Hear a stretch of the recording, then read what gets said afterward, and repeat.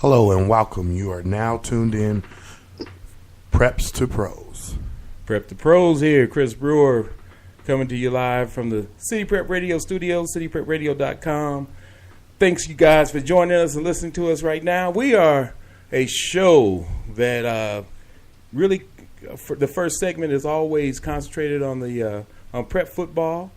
That's not just high school or prep football, but prep sports in general. And not just, but it's football season. We know football is king, so we spent our first segment talking about prep football. Again, I'm Chris Brewer. I got my man with me, Fred McHenry, a co-host, and JJ. We're in the line. So we got a little different generational type deal going on here, where we focus in on what it takes and what's happening out there in the world of sports. So we got Fred, who's old school, get off my lawn guy. We got JJ over there bringing it for all the young folks. You know. And then we got myself right there, like this snug right up there in the middle. Don't y'all get too close. So, you know. But we're here to have a good time. We're here to entertain you and inform you all at the same time. I want to let you know that this whole show, we got an array of sponsors coming up. I'm going to tell you more about that as we go on with the show. But this show is brought to you by Hope's Bazaar. All right, Hope's Bazaar. It's located at 3940 South Broadway, Inglewood, Colorado, 80113. That's in Inglewood, 3940. And next Saturday, we'll be doing a live remote from there for 3 hours. Again, that's Hope's Bazaar. It's the Hope is a helping our people excel, and it's a place where you could get food, you can get computer help, you can get job help. There's so many things, you know, with Hope. Like I said, clothing, helping our people excel. They have Hope Addicts, Hope Attic, not addicts, but where basically, you know, it's a thrift store, and you can go in there and you know, and if you mention this show, you'll get 10% off at the thrift store. But 10% off at that thrift store will carry you a long way. Fred, I mean, you know, you're very familiar with Hope. That's part of what we do. They aren't charging a lot of money to begin with, so so we'll carry you a long way. But we really need to come out as a community and support this their efforts for hunger relief. Because right now, you and I, we volunteer when we give out the food at the food pantry. And right now, we have signed up more people than we had at our Lakewood store, which has been open since 2007. That's just how the economy has gotten. So we're now starting to see a lot of the working middle class coming in there. They've got money to, like I say, pay their bills, but they don't have money to pay for food after everything's all said and done. So at the end of the day, we see a lot of people coming in, a lot of women, saying, you know, this is the first time we've ever been there. We've never been in this predicament. And we pass no judgment on anybody. If they need help, we help them. And right now, Hope needs help. So we need to have the community help them with hunger relief. Yeah, so Hope Bazaar, that's next weekend, September 26th from 11 to 6 p.m. Like I said, we'll be on the air live from 11 to 2. It's a family event. We're going to have live music. Beverages for all the kids and what have you. Food, of course. Vendors will be out there to just, you know, help out and do their thing.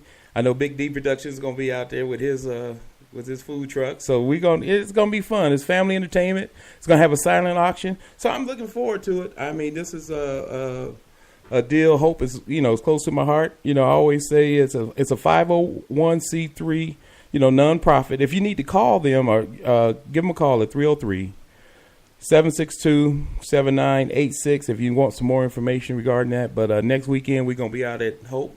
Looks like it's going to be a nice day. I mean, summer's just kind of carrying through. So we're going to have a nice day. We're going to have a good time out there. Yeah, also, they're going to have a magician. The kids, really, come on out, get involved.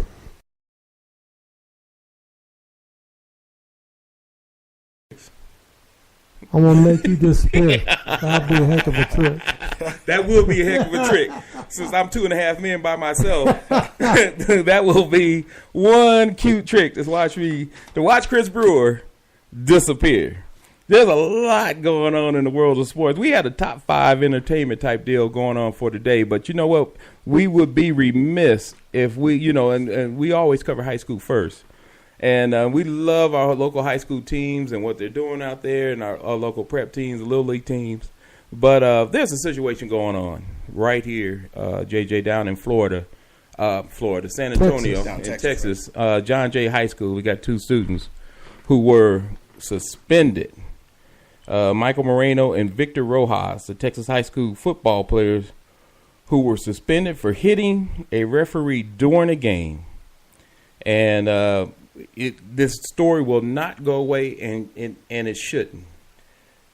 They came on the air yesterday. It was on Good Morning America, and it just spurs up the controversy about what's going on with them, why they did it, the reasons behind it, what was going on the game and in the field, on the field.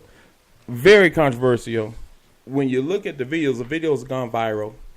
More than 8 million have seen it, and you can't, if you're involved in sports at all, it was pretty horrific. Indeed. To see these 2 kids just target a referee. Let's get into the act itself, and then we'll kind of layer this down into why, into what, and then what should be done. When you're looking at a video and you see 2 high school kids in uniform, full uniform, hit a referee in the back, not in the front, hit a referee in the back. One hits him, Moreno hits him, and then the other kid comes in and cleans him up when he's on the ground, basically spears him. It was like, that was criminal charges right there. Exactly. No ifs, ands, or buts. We need to put these kids under the jail because that's just totally unnecessary when you just look at it initially. Well, you look at it initially, and there's more to the story. So, yes, what the kids did, when I first saw it, I said, I've been playing football since I was a young child, and I've never, ever seen anything like that. And I got together with my boys who've all been playing football from kids to professional football, and they have never seen anything like that. The one kid hits him comes from the sideline. Now, this kid is out of the game, comes from the sideline, hits the referee in the back, and then his partner was on the field at the time, spears him in the front, so he got hit from the back and front. No, you missed it. That's not exactly what happened. The kid did not. We don't want to put more on the kids than what they did. Both kids were on the field. No, the one kid came from both off the kids sideline. were on the field. No, both kids were on the field. They're both playing safety. They're playing. One's playing free, one's playing strong safety. So we don't want to put more on them than what they did. Okay. We don't want to do that. All right. But the fact of the matter is, it doesn't clean it up any better that they were on the field. Inexcusable either way. Right. Because the one of the films that I first saw, when I first saw the thing, you could see the kid sprinting from off the sideline. No, he's coming. They're both playing safety. They're both playing. Well, I They're know. both playing safety. The strong safety was out of the picture initially. You could only see the free safety when the strong safety came. Okay. And he came running in and speared the guy from the back. So he got hit in the back both times. Well, he got hit in the back initially. All right. So this is the reason we're talking about it, so that we can try to give a chance for people to talk about this, and then we can talk about it. Like you said, we've got a long experience with football. This is something I've never seen, but I do understand this. Texas football has a long history of things just like this. Yes. The police force or the state troopers aren't at a Texas football game so that they can just for show. They're really there to protect coaches, players, and of course the referees and fans. And and the fans, they go at it sometimes. For each other, they go at it more often than not. You just don't see it. Yeah. Well, like I said, and then in the video age, where things can go viral. If this was 20 years ago, it might have been an isolated incident. But now, like I said, of course, Good Morning America, every sports station is talking about it. The 4 big letters are talking about it. And then we're sitting here talking about it now. So this is what happened. In the fourth quarter, when Reynolds came off to the sideline, he told John Jay offensive coordinator Ray Garcia and Mac Breed, who's the Mac Breed is the defensive back coach, that he had called one of the players, he called Watts, by the N-word. All right. This is the referee. There's so many layers to this. According to a person on the John Jay sideline who asked not to be identified because the school district's investigation, later in the fourth quarter, when Watts heard John Jay's senior defensive lineman Sammy Alvarado speaking Spanish, Watts, the referee, reacted by saying, "We're in America." Okay, let me not overemphasize that. My bad. Let me be fair. We're in America. Speak English, which we have the First Amendment right tells us that we have a right to free speech. It doesn't tell us we have a right to free English speech. Right. It just says we have a right to free speech. That's in our Constitution. All right. And according to Rojas, so Rojas had overheard that remark. Okay, with the clock winding down and John Jay trailing 15-9, the video shows Rojas hitting defensive Watts, the referee, from behind, knocking him down, followed by Marino, the younger kid, lowering his helmet and piling into Watts while he was on the ground. As Watts rose to his feet, he immediately confronted, these two kids. And so this accumulated with the referee, according to the John Jay students and the coaching staff, that the referee was basically being unfair. Right. Well, before that, he had thrown the starting quarterback out of the game for no reason. And we don't know about no reason. I don't know if there's no reason. We don't know about no reason. He was throwing the starting quarterback out. Let me rephrase that. And they didn't show that on film of why. I haven't seen that. No, I haven't seen that either. And you probably will never see that footage. But there was obviously some talking going back and forth. And you're right about free speech. But if you have played with a lot of Hispanic players, you see this in pro baseball. They'll get mad at a referee. They'll start off in English and then Spanish, because it's their natural language, their first takes language. over. It's the first language. So they'll start off in English. When they get so upset, then they'll go to Spanish, and they call that Spanglish. Mm-hmm. Spanish and English. Mm-hmm. Spanglish. So that's obviously what happened in this. The kids got overheated. They're upset. They start talking to the referee. The referee makes comment, "This is America, so you speak English." But then, if this is true, now this is all circumstances. This is hearsay. He called somebody the N-word. Something's got to be done. In what way? Well, you said something has to be done. Well, number one, if this is true and they can, prove these accusations on the referee ought to be suspended from refereeing another high school football game, period. Right. We just don't need that. Right. Not with the youth and the way things are today. Kids are taking their punishment, but, these kids are not hoodlums, and that's what they're more upset about. Everybody's thinking we're thugs and whatnot. Both these kids are honor students. Right. One's a straight A student. Yeah. One's on the National Honor Society. And basically good kids. Right. Basically, without this incident, they're really good kids. Kids you're glad and proud that they're playing high school football. You'd like your daughters to date these guys. No. Don't go too far now. Don't go too far. Don't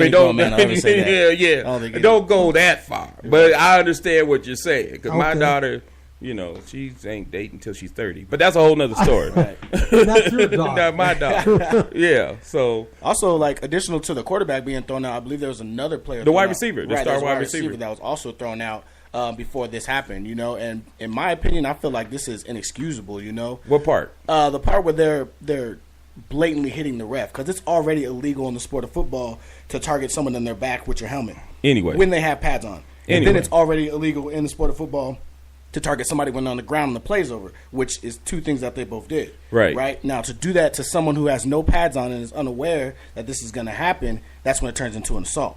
That's when it turns into an assault charge.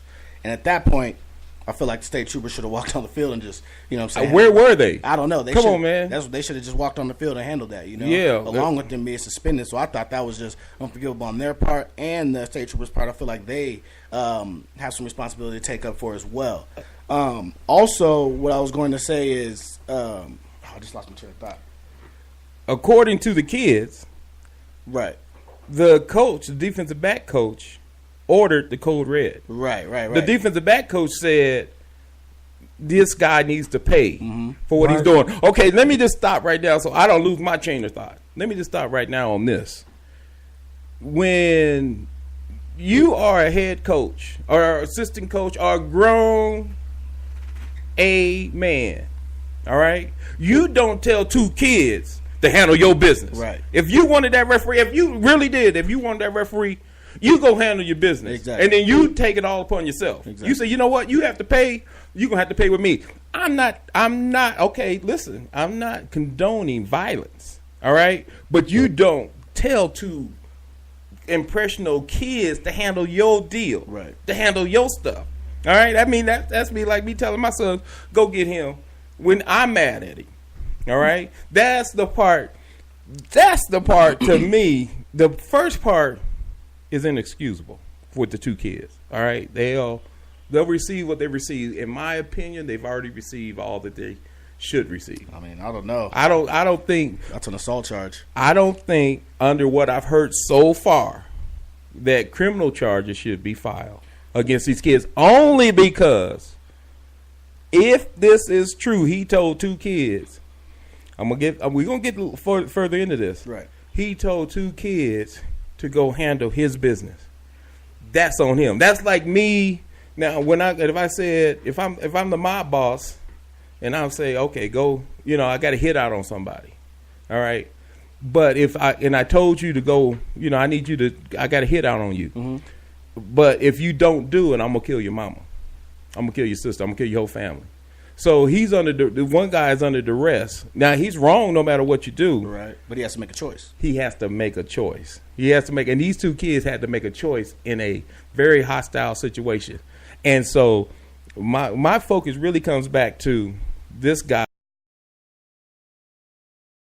Coach Mac Reed, I believe his name is. Breed. Mac Breed. Yeah, Mac Breed. I'm sorry, Mac Breed. I left out a B because he's acting like a little. Never mind. But my thoughts exactly. He's acting like, yeah, you're right. Let me make sure I get that B in there because if this is the case, then he's acting like a little B because he didn't handle his business. Right. And he needed to handle his business. And this is the guy who needs to not be on Good Morning America first. He should be on Good Morning America first. Say, look, that's on me. Mm-hmm. Regardless, I don't care if they say you're suspended, you can't talk, it's an investigation. No. Don't let these two, if this is the case, right, don't let these two boys out there by themselves. I agree. Don't leave them hanging. I agree 100%. That's what I'm really trying to get to. That's the layers of this that I'm really trying to get to. But, how in the world is this guy on a coaching staff? Some blame's got to be thrown at the head coach's foot. Because this is his assistant, and his assistant is telling this kid to go out and target referees and whatnot. What the heck is going on with the problem in the program in general? You tell me. I mean, I don't have a clue. Okay. They're investigating that right now. Right. All that's under investigation. But I tell you what.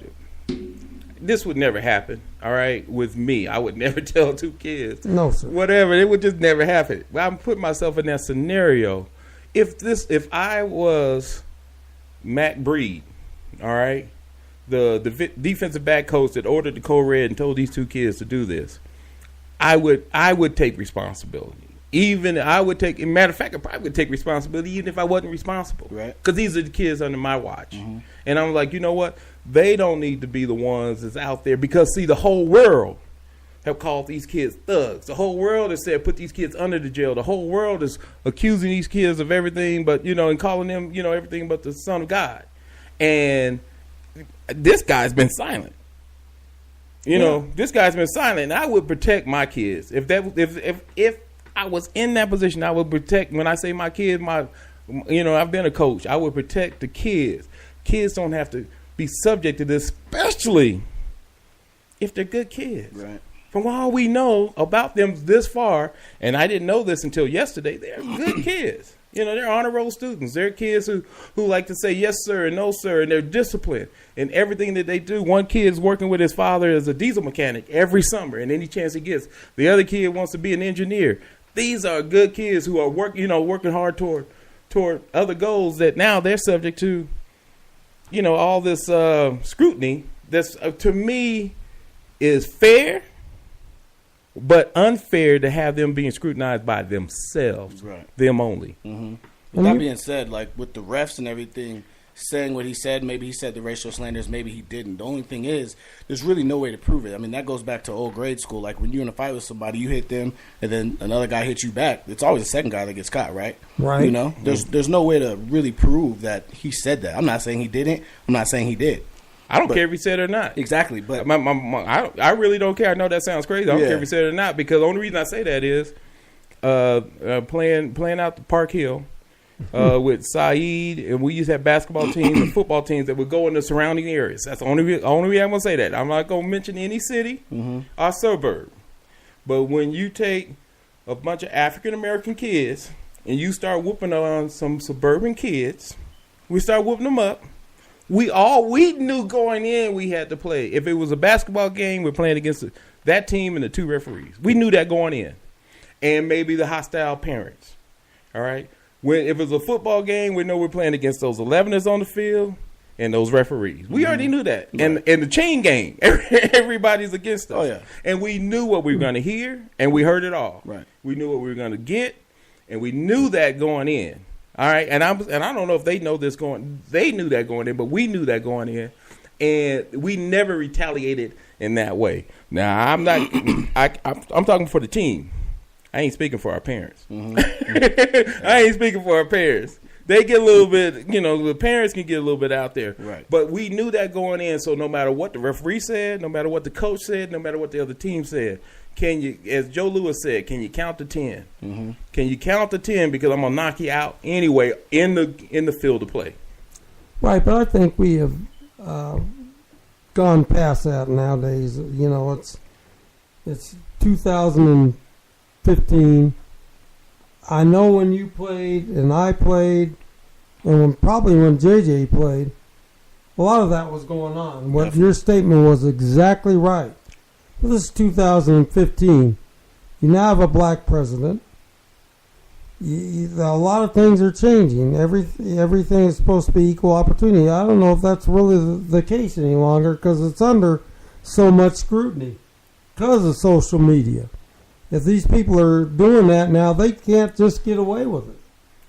Somebody's going to see it. Somebody's going to record it. Who can't get away with it? I want to make sure clear. The racial slurs. The referee. The referees cheating children, cheating the youth of America on account of the color of their skin. I mean, that's just tough to do. It definitely still happens, though. I don't think that's something that's really changed that much in the world of sports. I think it has changed somewhat. Okay, there's still a lot of ways to go. Okay, it's not as bad as it once was. I'm with JJ on this one. I've been because we have a black president means nothing. I think, in my opinion, it's gotten worse. I think it's gotten worse as far as the racial tension in the climate of this country. You would hope for it. Now, I'm with you on this. You would hope in 2015, 160 years after slavery was abolished, that we would evolve. But the racial tension is actually getting worse right now today. I have my thoughts on that, but the fact of the matter is, yes, this referee, if this is okay, I missed out a part. He's not the white hat. He's not the white hat. He's umpire. Yeah, umpire. He's not. We keep calling him the ref as if he's running the crew. See, this is something I also hadn't heard from anybody talking about. This is why y'all want to listen to Prep the Pros. He wasn't the white hat. He had a black hat on. Yeah, and if anybody, he's the backfield judge. And if this is the guy they targeted, then why we said the head coach should be responsible for the team, right? John Jay. So where's the umpire? Where's the white hat? I don't want to go into explaining the white hat, but the white hat, the referee on the field that runs the crew, where's he? How come he's not controlling the situation with this other referee? They targeted him specifically. They targeted Watt. They didn't target the white hat. So I'm going to say it like I feel it because it'll take too long if I don't. The Watts was out of control. Watts obviously was out of control. If he's throwing out kids, you know, he's allegedly doing slurs. Right. He's out of control. And the white hat needs to control him. The white hat says, man, you need to take it down a notch. You know, and if he and now see, here's the allegations. He didn't start, I'm gonna say it like I feel it. Let's say he is a racist. Let's just say that. I'm gonna throw that out there. But everybody hear me out there. If he didn't start being a racist that night, all right, he had history, so that history will come out. You know, almost in every case, I can't say every because I've been looking it over. Almost in every case, when a cop had allegedly done over abuse on a person of color, he had a history. Right. It didn't start that day. It wasn't his first time. It wasn't his first day on the job. He's a veteran. He's a veteran of this. And you look through it, he says, oh, man, this guy's got 7. Or any cop. And I have a great respect for police officers. My brother's a police officer. I'm using that as an example. That you have in the situation where these police officers are being indicted for on film now, on camera, and then they look at the history and say, oh, he's got 5 different situations of the same type of stuff. So they didn't start today because sometimes a cop isn't white. The cop is just a cop. Yeah. And he's just over aggressive in everything that he does, you know, regardless of his color. So I digress a little bit. I'm saying to this about Watts, the referee, and I'm saying if he was not controlling the game. That's the idea. The referees, what the referee is there for is to control the game and to make it fair and balanced on both sides as much as he can, to calm down situations, to de-escalate situations. And if this referee wasn't doing that in this game, then that's on the white hat. That's thank you. That's on the white hat. The white hat let this get out of control without question. He didn't have a chance. He needed to bring both teams over. He has a lot of responsibility. Right, go ahead. I mean, he's supposed to be controlling the refs, the player situation, the sidelines acting up. You know, even if there's parents acting up. You know, acting up. He's the guy that's going to step out on the 50-yard line and say, hey, you know what I'm saying, we need to keep this, you know, in a calm manner. You know, this is a high school football game. We're out here to have a good time. We're out here to have fun. Right, it's about the kids. It's about the kids. Let's let them play. You know, right, and right. There's a lot of people that fail. Somehow this thing got out of control and quick, and we ain't even done talking about it yet. Right. Now I imagine the head coach is, you know, this didn't just happen all of a sudden. I'm sure there was some verbiage between the head coach and the umpire talking about this referee. All I hear about, oh, woe to the referee, oh, woe is me. What's going to happen to him if this stuff is proven true? What is his punishment? Because these kids are ruined. You know, just call it like it is. It's true. Kids are history. They can't play football anymore. Now they're facing a lawsuit from the referee. But if he did instigate all this with the way he spoke to the kids, what is his punishment? What is his culpability in this? You tell me. I don't know. I wasn't there. So all I'm hearing is hearsay. But if it is proven that he did use racial slurs and whatnot, what should be his punishment? You tell me. He should be punished just like a kid. He's got to go, you know. He's got to go. That's one of those things where it's not necessarily physical assault, so he doesn't need to be carried away in handcuffs, but he should be fined or, you know, definitely removed. And what was crazy is this umpire, before all this happened, he had just got put up to be like the head guy for the Texas Ref Association or whatever. The Watts, the guy that got hit, or he just got put up for. He just came into. No, he's an experienced referee. He's an experienced referee. I think he's done for like 15 years plus. Yeah, that's right. Okay, but I was saying he just like the association had just recognized him as one of the better referees, and they had put him up to be the top guy, you know, over the whole refereeing association. I can't remember what it was called. Wow. Okay, so he's got a reputation of being a good referee. Oh, an amazing referee, you know. So. Oh, okay. Well, then now we've got the plot thickens. It certainly You know, because does. now we've got a situation where the kids have a history of being good kids. Now we have a situation where the referee has a history of being a good referee. Great referee. A great referee. They're praising him. And now we have a situation where this young coach has, now we haven't talked about him a whole lot. All I said that he's, he's a little B if he can't go out there and handle his own business and send two kids out there. I will say this.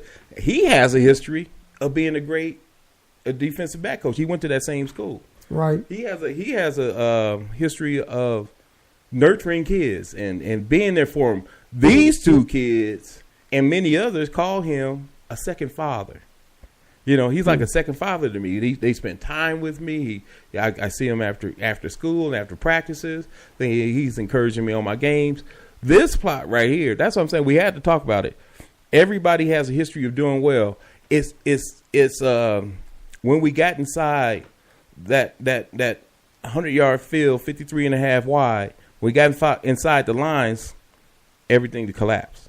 All order seemed to collapse in a big way, from the top umpire down to the white hat down to the sideline, down to the kids, and then right now the kids are suffering. The kids are suffering the most right now today. The kids, because everybody else is on paid relief or recouping or recovering. These kids are getting lambasted. Good Morning America. No, Breed is on paid leave. They have relieved him of his duties, but yet he's still getting paid, which I think is a mistake. If it is true that he ordered that, and they can prove that, he shouldn't be paid. He shouldn't be able to coach a spear softball league. He should be done. He's a teacher. He should be suspended from that too, because I don't want him teaching my kids. Because what's he teaching them? You know what he teaches? He teaches special ed. He's a special ed teacher. So he has, a background of like, wow, but everything outside the lines, not to take away from another show, everything outside the lines sounds great. It's until Friday night when we can speak on this just because this is part of the levels. And I said this at the beginning of when we start talking about what is going on with Texas, because this is not the first time something like this has happened with referees being accosted. All right, referees have been accosted in Texas with football and basketball. They take Friday nights. I've heard JJ say this on many occasions. They take Friday night lights seriously, and it's something about Friday night lights getting inside those lines. We've got good people, good kids, and outstanding referees acting a fool inside the lines on Friday night. Well, you have the Friday night fights. You're all right. Down there in Texas on Friday night, they fighting. And you get a lot of these teams that are coming from small communities, and that's their image. That's, the high school football team is everything in Texas. So you get these two communities coming together. Obviously, they imbibe before these games. Don't kid yourself. They're adults. So they get their liquid courage up, and then they feel they got to go display it because they're living vicariously through their kids. Right. They couldn't be a high school star, so my son, he's going to be the star that I never was. And so the pressure comes from the parents, the coaches. Right now, a lot of these kids, they just want to quit because they get hammered by the coaches, and then they get hammered by their dads. Because they're not living up to his expectations. That's the movie. You just described the movie right there. You just described the movie. And the movie's right on with you, too. The movie's right on. And the movie had Friday. We're talking about Friday Night Lights, where and the pressures of high school football. The movie and the TV show, and it's such a pressure is that they could make a movie out of Friday Night Lights in Texas. Right. Just the pressure that takes place. Inside those lines, and I think that's where all this accumulated, where 1 minute we've got responsible citizens, all right, the next minute we step inside the lines and it's anarchy. Yes. Everything about this whole situation broke down, from the head coach, as you mentioned, the assistant coaches, the white hat, team on the other side. The police, the police said, "Okay, that sounds good to me. Well, I'm gonna see a guy just get speared in the back, and I'm gonna just sit there and watch it, not, right. And maybe, and I can't blame them because I don't know if they're looking at the game or they're looking at the stadium, because obviously a lot of people were upset, but everything about this situation broke down in so many different areas, and and what I really wanted to get to was the fact that it didn't break down until they got inside the lines on Friday night. Exactly. Back to what I was saying about the ref being nominated. He was nominated for the Austin chapter of the Texas Association of Sports Officials to be the president. To be the president?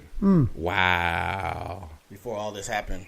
And, wow. I mean, just based off what it looks like, it almost looks like he had a personal vendetta against the team, maybe the coach, some of the players. I don't know. Like maybe he was dating a lady who had one of her sons was on the team and something went bad. I mean, you never really know what it is. You never know. For him to kick out 2 players and then for the coach to feel that it was necessary to punish him by hurting him was, I mean, yeah. There's got to be so much more. Did somebody have money on the game? What? It's Texas. I'm 100% no, sure. he just said on account of the racial slurs, he needed to be taught a lesson. He needed to pay.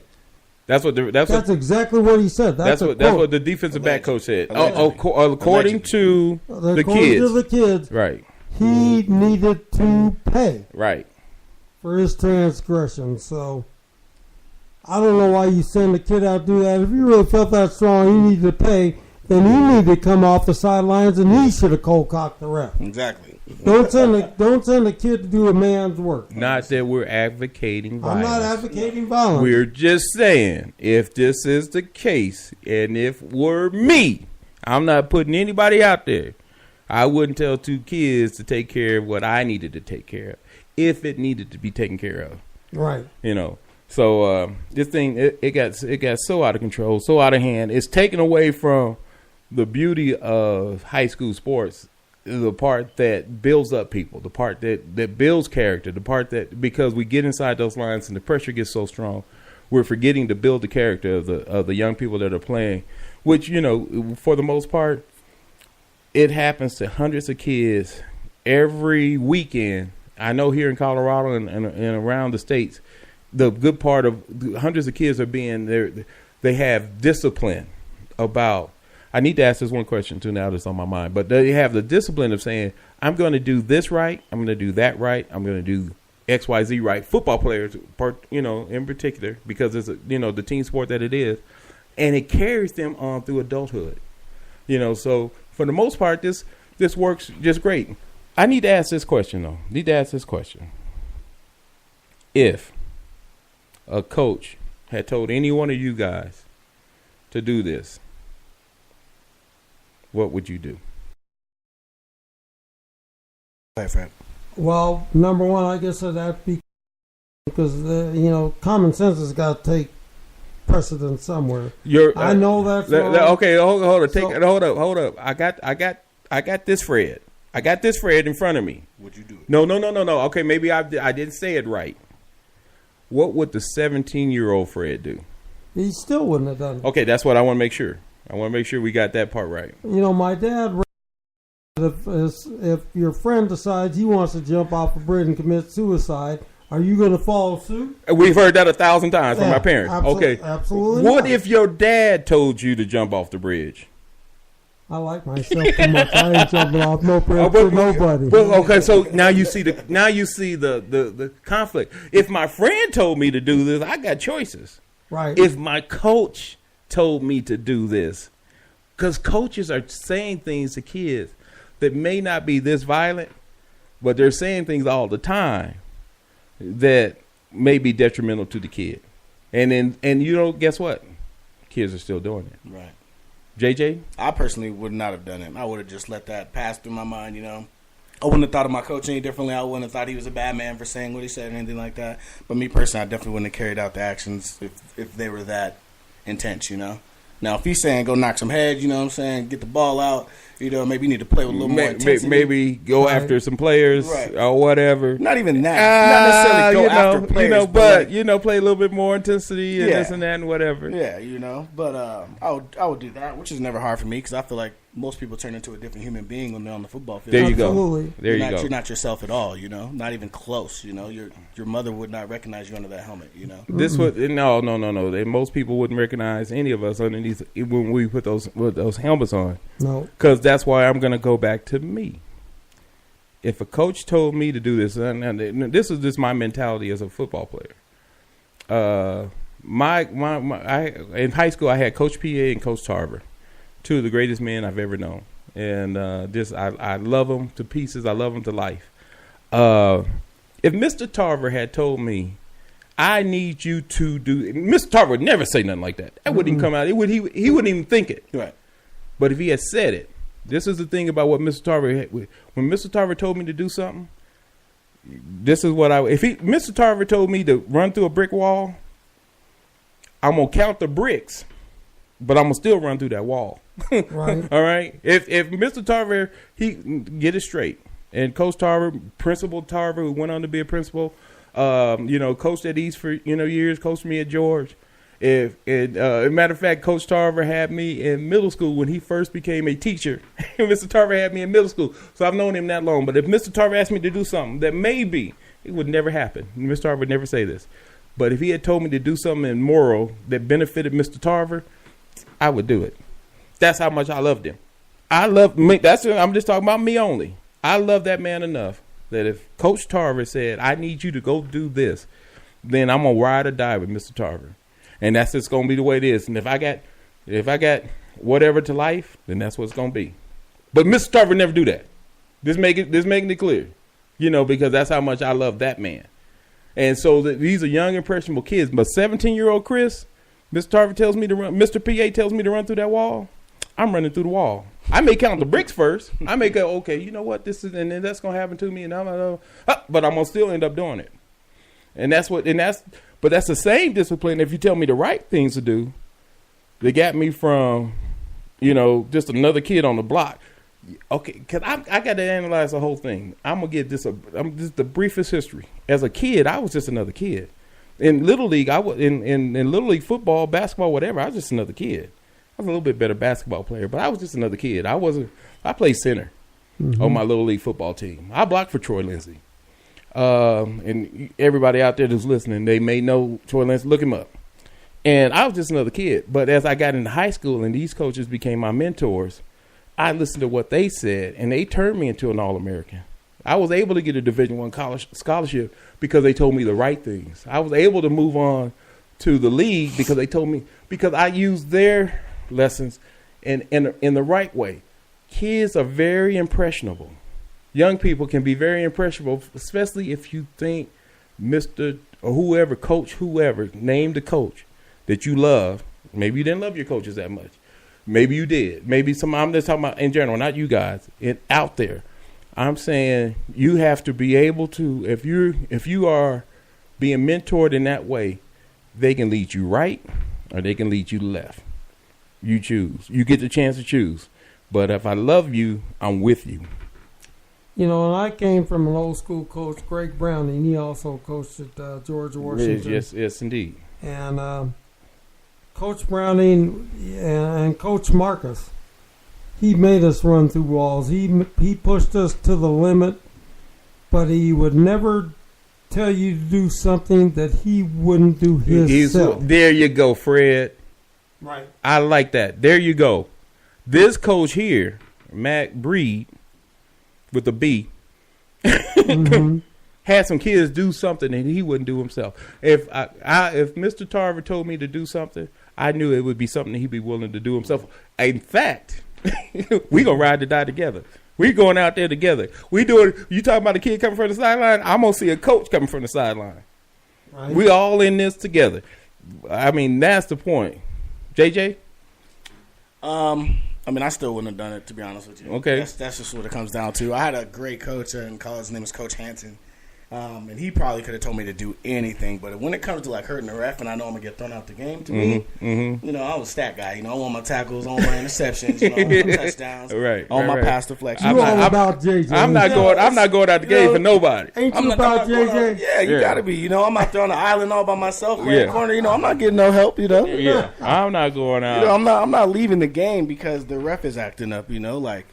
If the ref want to act up, he's going to act up. Like what Coach Hansen would do, because we had a few games where the refs were a little off. You know, you could tell they were a little one-sided and stuff like that. What he would do, happens almost every game. Every game, he would tell all the players. He'd bring us in and tell us all be quiet. You know, and then he would go out there and he would act the fool. You know, get a flag, maybe get ejected, you know. And then at halftime, would come in there and be like, are you guys ready? You know, we're all pumped up. Like, our coach just got kicked out for us. You know, he's putting his job on the line for us, you know, because he feels that we're being treated unfairly. I like this. And that's the type of thing that would pump us up. I like that. You know, I like that. And my coach Hansen, the best coach I've ever had in my life. You know, he does a lot of work with the Baltimore Ravens as well. Right. His name is Justin Hansen. Look him up if you guys don't know who that is. Great guy. But he's a hard A word. You know what I'm saying? Right. He plays no games, and just like you were saying, Fred, he would never tell us to do something that he wouldn't do.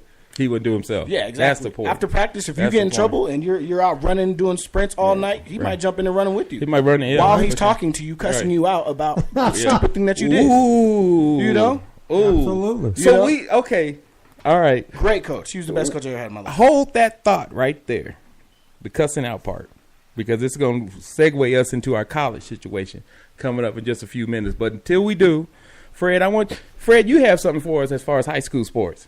Give us your top 5 in high school.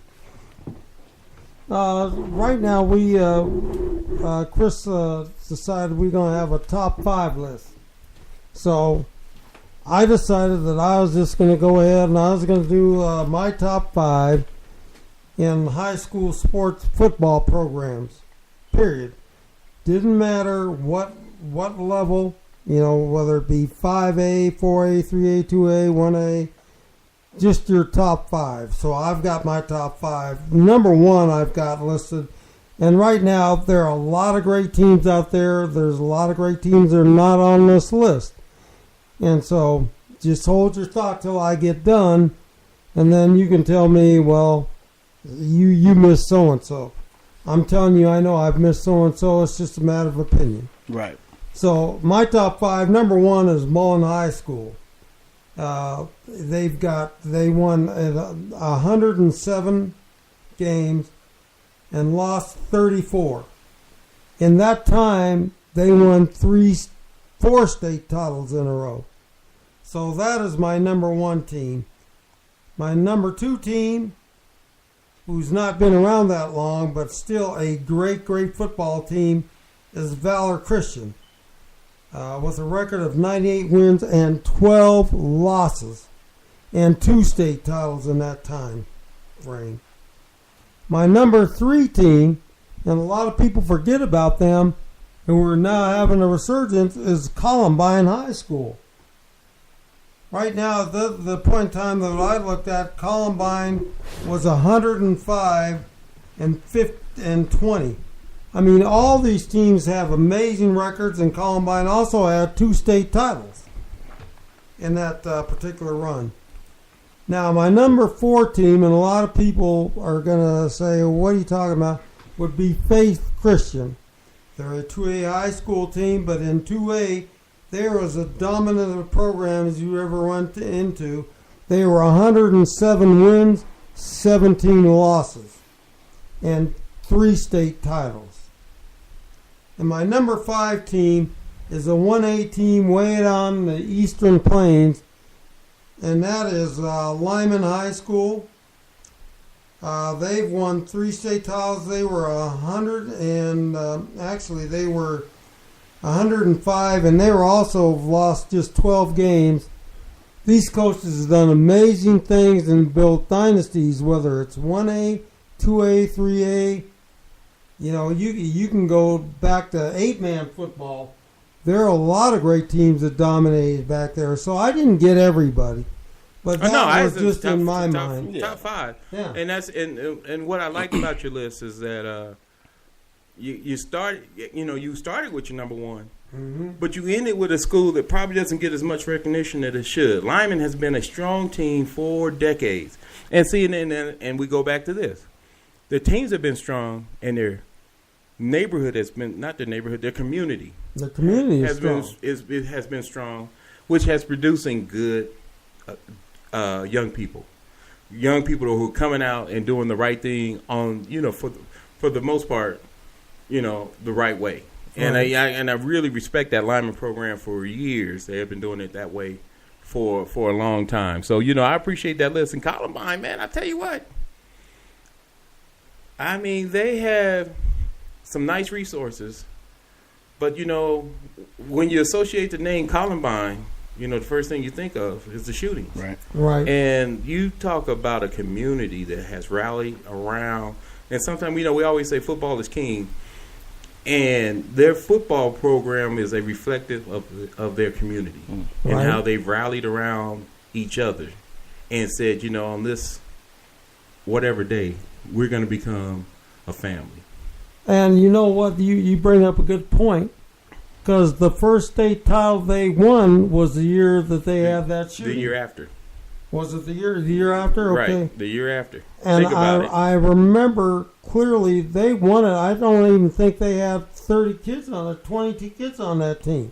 Actually, they had 30. They had 30 kids on. They had 30 kids on that team. I was I guess as a community member, I remember that day real well, and the aftermath. And I remember myself and Leon and Reverend Kelly and a few of us. We were out there praying with that community and supporting that community.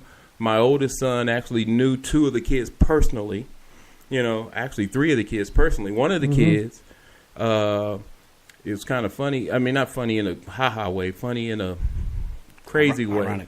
Very ironic way. And forgive me, I'm sorry, I can't remember the kid's name, because I remember him spending the night over our house. A young white kid who used to spend the night, like when they were 6 and 7 years old.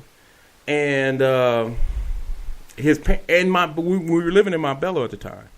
Right. And his parents moved out of Montbello to keep his son safer. He would have been safer at Montbello. I'm just saying. Under the circumstances. You're exactly right. Under the circumstances. So it's just kind of, ironic that something like that would happen. But, like I said, this is the beauty of football. It brings communities around. It brings, exactly. And especially on the high school level. College and pros, not so much, but still very strong. But as far as the local community level, you appreciate football in that way. Because we just got, spending 30 minutes talking about the negative parts of football, which we had to. Yeah. Because there's some things that I haven't heard out there. I haven't heard responsibility. I haven't heard, who's ultimate responsibility. I haven't heard how this got out of hand, but we had to spend some time on that. But we also have to talk about the good things in communities like Lyman. Trying to sort that out. I mean, the blame is going to fall on somebody. You wouldn't have to sort that out with me. I would come out and say, you know what? It's my fault. If I'm the head coach, I'm saying it's my fault. If I'm the white cap, I'm saying it's my fault. I'm not. I don't have to wait for an investigation to say I'm responsible. Well, the coaches down there at that high school, none of them are saying anything. That's my point. The defensive backfield coach, nobody's saying nothing. That's my point. You wouldn't, and I don't care if you told me to be quiet. Nah, I'm not letting my kids out there like that. Yeah. That's all I'm saying. They all taking the fit. Yeah. Even if they were going to say something, they definitely not going to say anything now. Now that's a national thing, Like, it was just like kind of a Texas thing, then it got out, and now it's just like, they plead the fifth. Yeah. So my constitutional right. I plead the fifth. I got amnesia, buddy. Yeah, I don't know. I got that lawyer speak. Man, so, so I'm just saying, But I appreciate that list and how you brought it out and everything else. We're gonna move on. We're gonna move on to the college.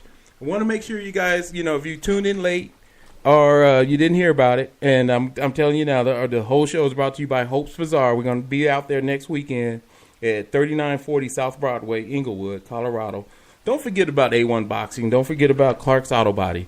But right now, and some big, huge things are coming up with those guys, and then some.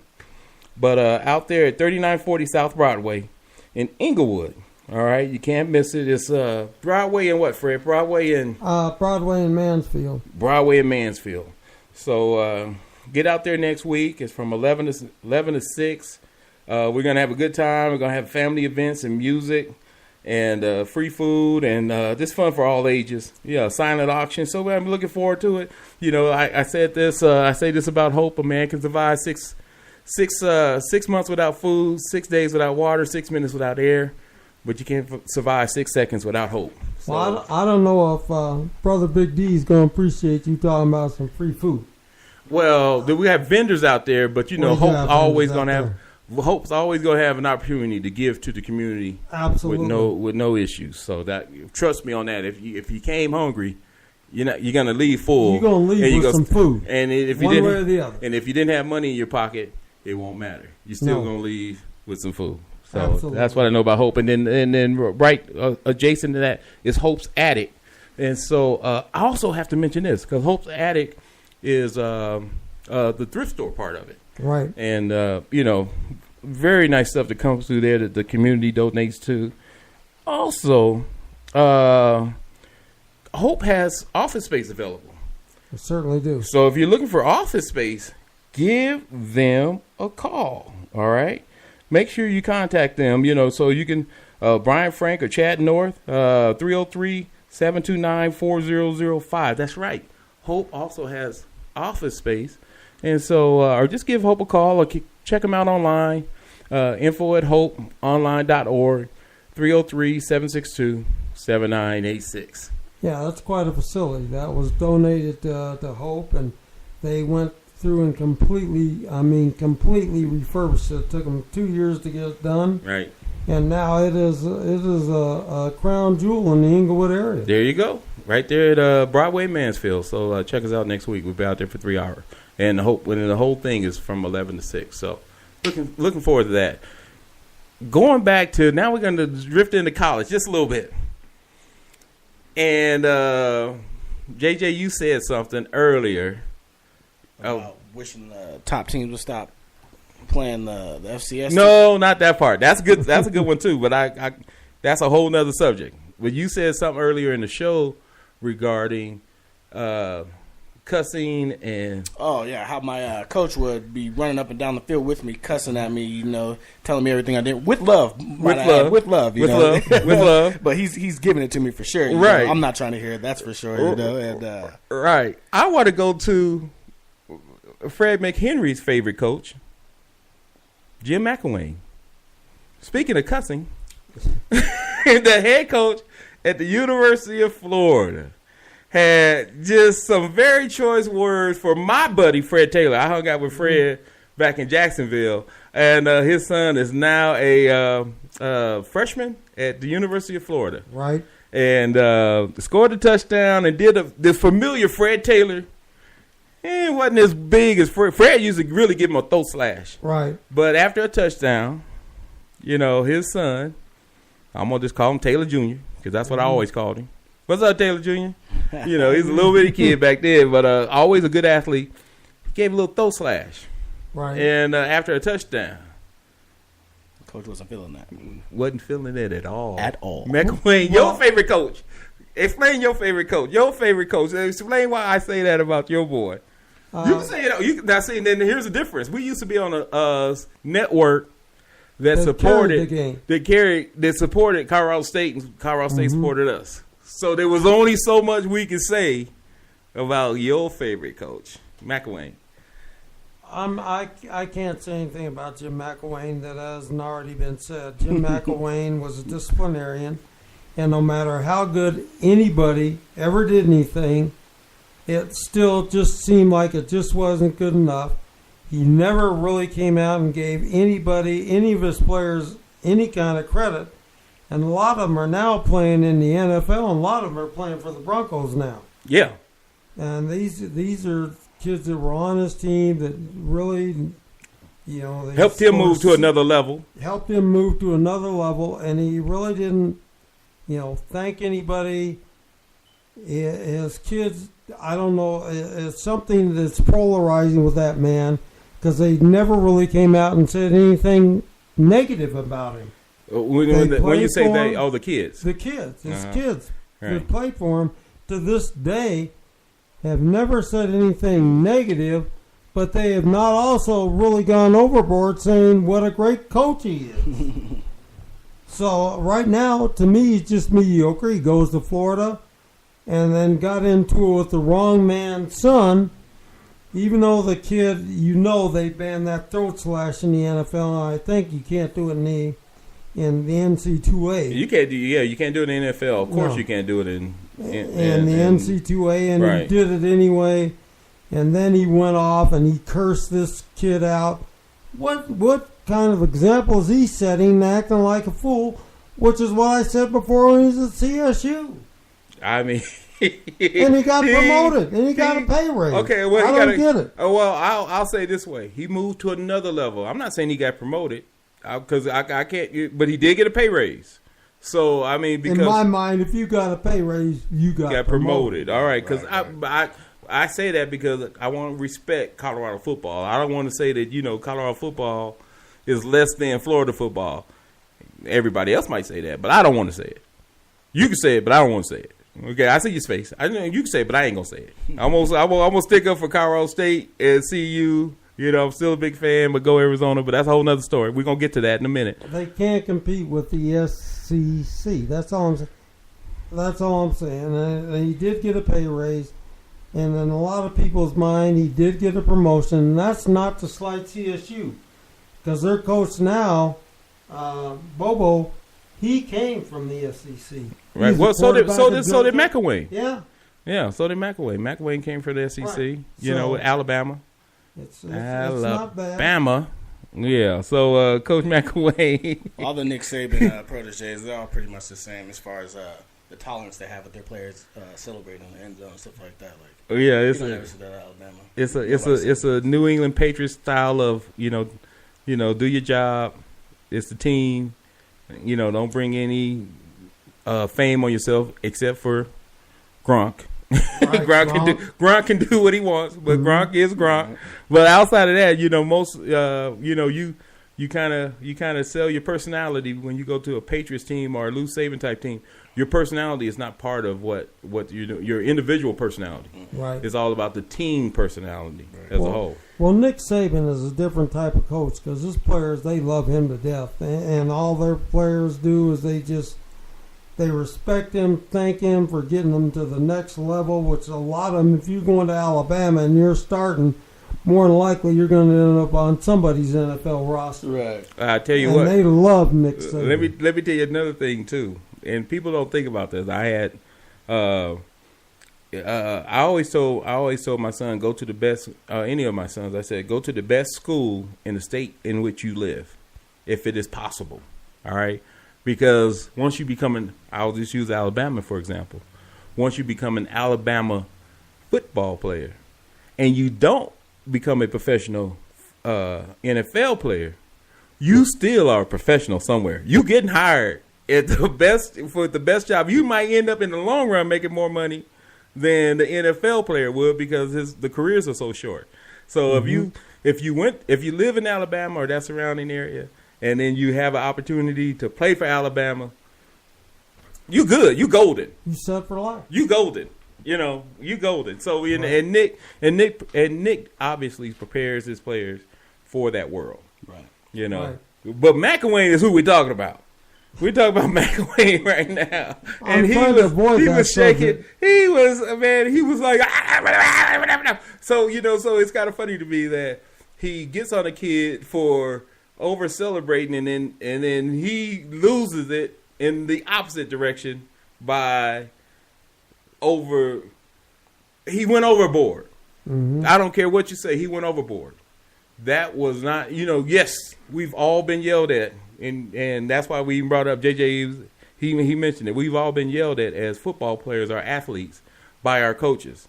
Mm-hmm. This man went overboard in this situation. He went so overboard that Coach McElwain's mother called and said, "You're doing too much, son. You're doing too. I don't. He got. I didn't raise you that way. Yeah, I didn't raise you that way. You got an earful from your mama."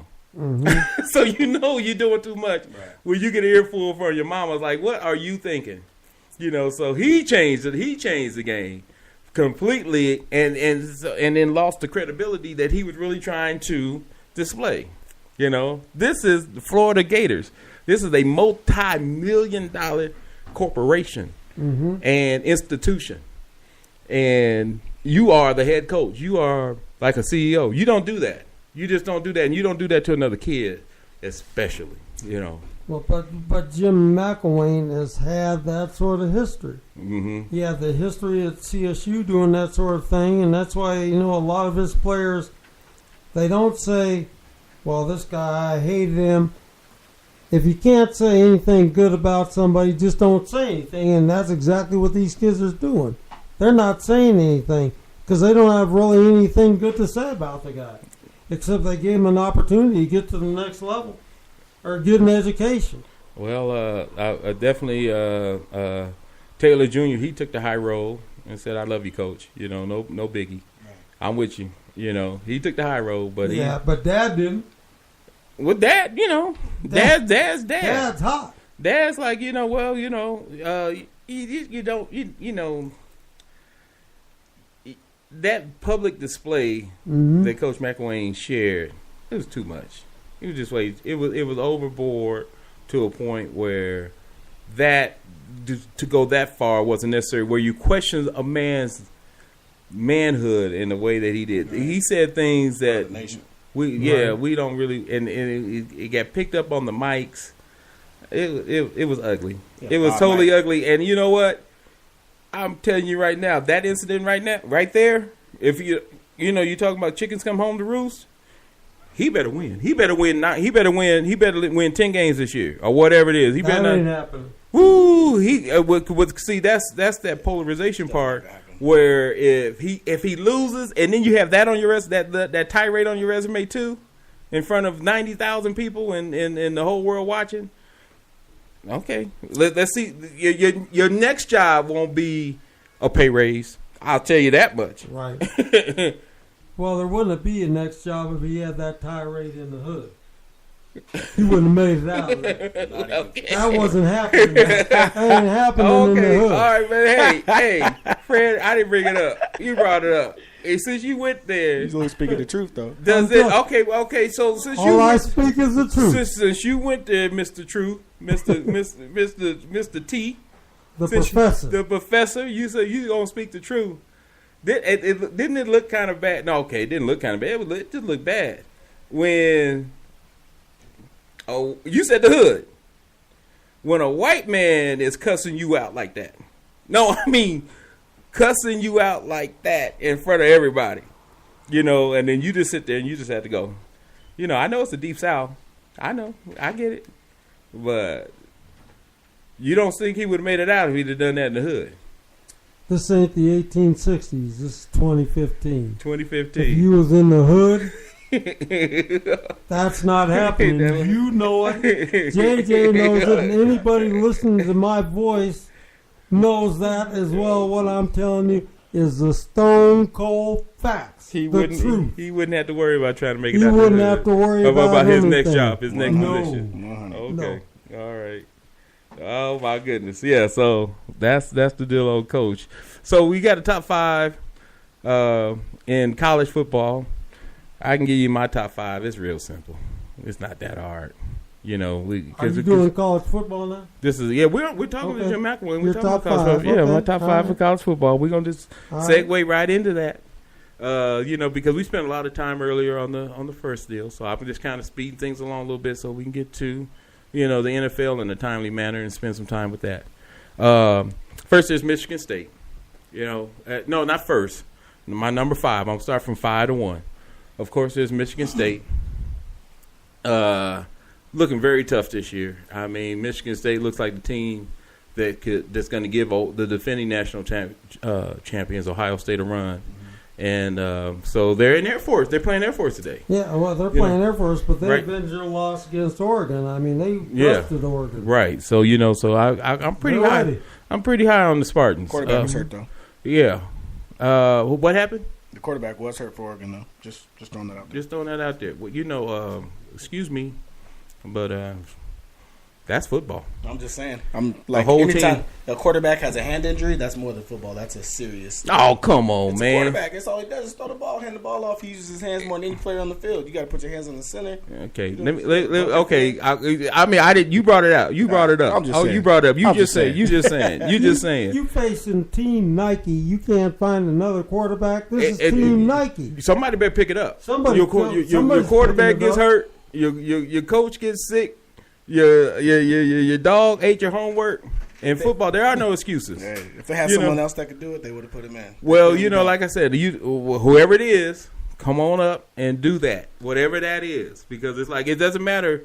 Like I said, the referee's against you. You're playing away. You play it against 30,000 fans. I mean, it's like Nike Nation. In Nike Nation, I played in the Pac-10 at the time, Pac-12. It's eerie. It's very eerie to be at someone else's stadium because you come from high school and you got your fans and their fans, and you go into a stadium where you score touchdowns and it's silent, it's quiet. It's like, wow, what happened? Because there's nobody there for you. I mean, they sell out their tickets. They don't have a lot of tickets left for the Booster Club.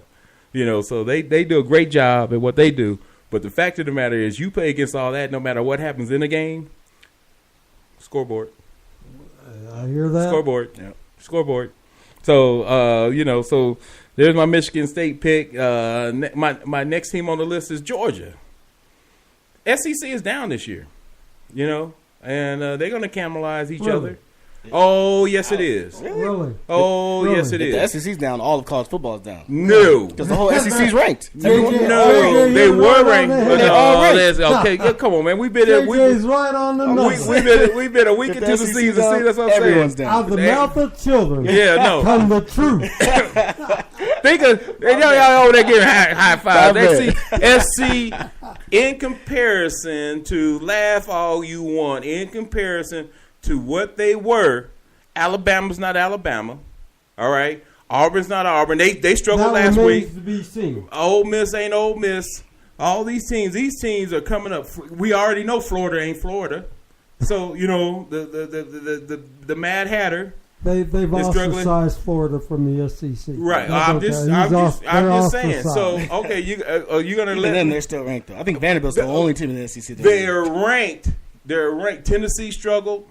All these teams, wait a minute. All these teams from top to bottom are struggling in the SEC compared to what they used to do. So if you're going to tell me, y'all have a good time, because that's what we're here for. Mm-hmm. Have a good time. We are having a good time on my account. Y'all got me all coming up. I'm choking up over here. But if you got the mitigated call to tell me that the SEC is as strong as it was last year, y'all smoking something. Absolutely. Y'all in Colorado legally smoking something. I think it's just as strong. It's just as strong as it was last year. Just as strong. Yep. Oh, and you're probably going to have in this college playoff. You're going to probably have 2 or 3 SEC teams. Oh yeah, you smoking? Okay, yeah, you smoking? Right. It's Colorado though. It's Colorado. I think there's only going to be one. Enjoy yourself. I think there's only one. Enjoy yourself. This man just told me there's going to be 2 or 3.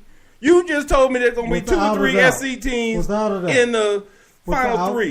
Soda pop. Okay. Soda pop on that. I think there's only soda pop on that. Soda pop. I keep losing soda pop, but I'm going to get it. So you need to go on down to Costco and get me a let's go triple or nothing. Let's go triple or nothing. At least you got it right this time. At least you didn't say Cub Foods. Okay. Go on down to Costco.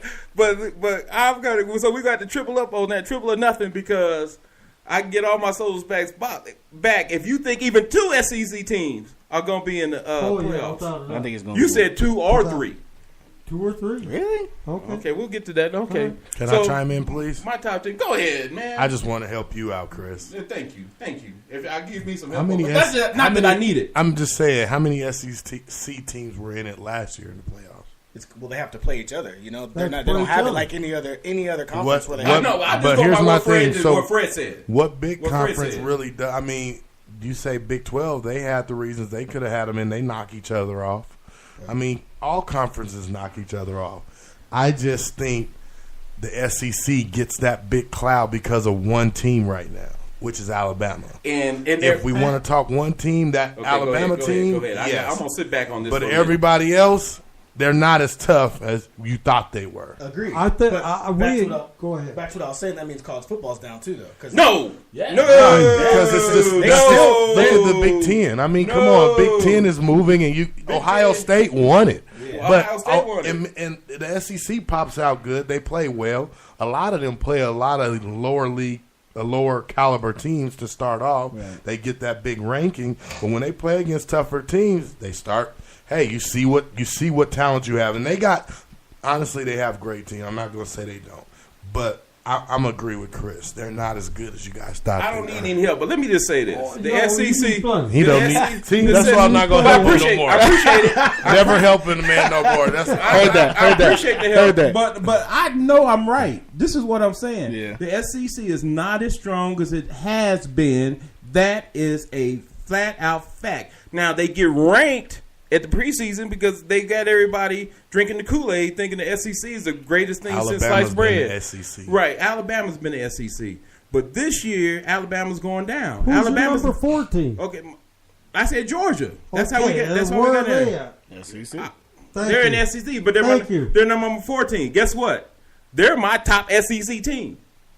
That's the best team I got coming out of the SEC. Is Georgia. Let's hear the rest of your list. All right, go see, but then the rest of my list. The rest of my list is gonna sound. The rest of my list is gonna sound real crazy because I'm a little personal about the rest of my list. Well, I'm sure it is. But the number 3 team will be Clemson. Clemson with Dabo Swinney, they're my number 3 team. So I got and for obvious reasons, I can't argue that. I'm okay. Whoa, shoot! I was waiting for the big one. I was breathing. I like Clemson. Yeah. So me too. And yeah. So you had me all ready for the big argument on that one. Okay, you ain't done yet. Wait, I'm not done yet. Wait a minute.